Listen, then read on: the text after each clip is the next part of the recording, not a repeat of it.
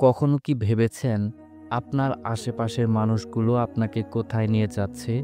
তারা কি আপনাকে আলোর পথে হাঁটতে সাহায্য করছে নাকি ধীরে ধীরে টেনে নিচ্ছে অন্ধকারে? আজ আমরা আলোচনা করব ভালো মানুষের সঙ্গ দেওয়ার গুরুত্ব নিয়ে। এটি শুধু একটি আলোচনা নয়, বরং আপনার জীবনের সবচেয়ে গুরুত্বপূর্ণ বাস্তবতা।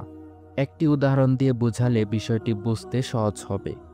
যে ব্যক্তি কখনো ধূমপান করেনি, যদি সে হঠাৎ করে কোনো ধূমপায়ী ব্যক্তির পাশে বসে, তার প্রথম অনুভূতি কি হয়? সিগারেটের ধোঁয়ার গন্ধ তার জন্য অসহ্যকর হয়ে ওঠে, দম বন্ধ হয়ে আসে, চোখ দিয়ে পানি পড়তে শুরু করে। সে দ্রুত সেখান থেকে সরে যেতে চায়। কিন্তু সে যদি প্রতিদিন ধূমপায়ী বন্ধুদের সঙ্গে সময় কাটায়, কি হবে? ধীরে ধীরে সেই ধোঁয়ার গন্ধ তার জন্য অস্বস্তিকর থাকবে না, বরং সেটা তার কাছে স্বাভাবিক মনে হতে শুরু করবে।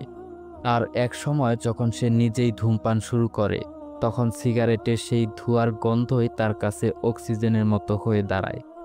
যা এক সময় ছিল অস্বস্তির কারণ, এখন সেটাই তার প্রয়োজন মনে হয়।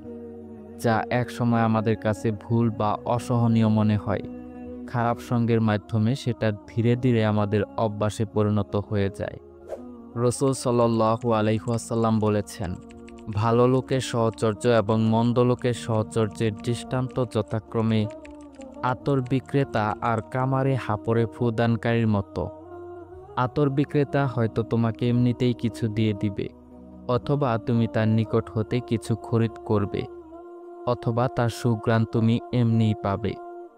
আর হাপড়ওয়ালা তোমার জামা কাপড় জ্বালিয়ে দেবে, অথবা তার ধোঁয়ার দুর্গন্ধ তো তুমি পাবেই।